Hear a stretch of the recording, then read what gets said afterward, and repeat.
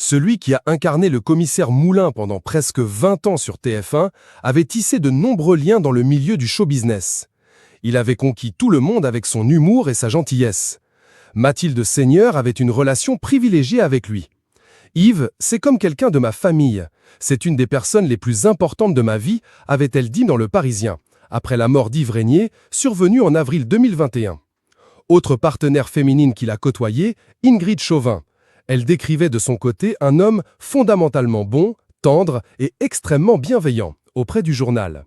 Pourtant, le défunt acteur avait un autre visage, en privé, différent, secret. Ainsi, on découvre qu'il avait une fille illégitime, Christophie. Son histoire est relatée, sous forme de fiction, par sa demi-sœur Lola Zidi, dont la maman est Hélène Zidi, dans le livre Princesse autonome. Les deux sœurs se confient également ensemble dans les pages de Paris Match. Elle n'a que 4 mois d'écart avec Lola et s'appelle Christophie, née le 28 août 1986. Maman ne me l'a jamais caché, mais tout ça restait très abstrait. Il aura fallu une bonne crise d'adolescence pour que je demande plus d'explications, que j'exige de le rencontrer, en chair et en os, celui que j'avais vu qu'à la télé. Je voulais connaître mes racines, mon géniteur, obtenir des réponses, confie sa fille cachée à Paris Match. En revanche, on ne connaît pas l'identité de la femme avec laquelle Yves Régnier a eu Christophie, sa fille illégitime. La première rencontre entre Christophie et Yves Régnier a eu lieu quand la jeune femme avait 16 ans. J'arrive en avance au restaurant, à Courchevel, le cœur battant. Soudain, je l'aperçois. Il émane de lui un charisme, une puissance remarquable. C'est quand même un sacré mec. Je suis troublé de le voir là face à moi. Je ne sais pas quoi dire, quoi faire. Il s'approche, m'embrasse, recule, me dévisage et lance. « C'est fou comme tu ressembles à ma sœur », raconte-t-elle au magazine. Elle ne verra son père Yves Régnier que 2 fois avant sa crise cardiaque fatale le 24 avril 2021. Une publication partagée par Éditions Fayard, Éditions Fayard. Si la femme désormais âgée de 36 ans a eu du mal à créer des liens avec son père, c'est complètement différent avec sa sœur Lola. Elles sont particulièrement proches l'une de l'autre. Elles se rencontrent pour la première fois à 18 ans, gare de Lyon à Paris. Nous ne savions pas grand-chose l'une de l'autre, à part que nous souffrions du même chagrin. Le manque de compréhension, de reconnaissance et le manque de lui. Croyez-moi, cela crée des liens indéfectibles.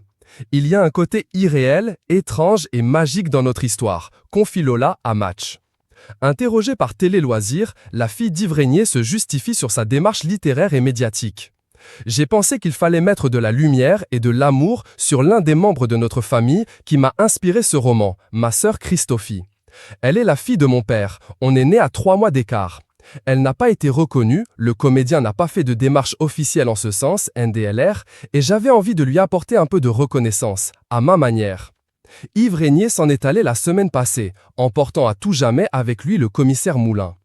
Quelques jours après l'annonce de son décès, sa fille Lola Zidi a fait des confidences sur sa relation tumultueuse avec son père pour Gala.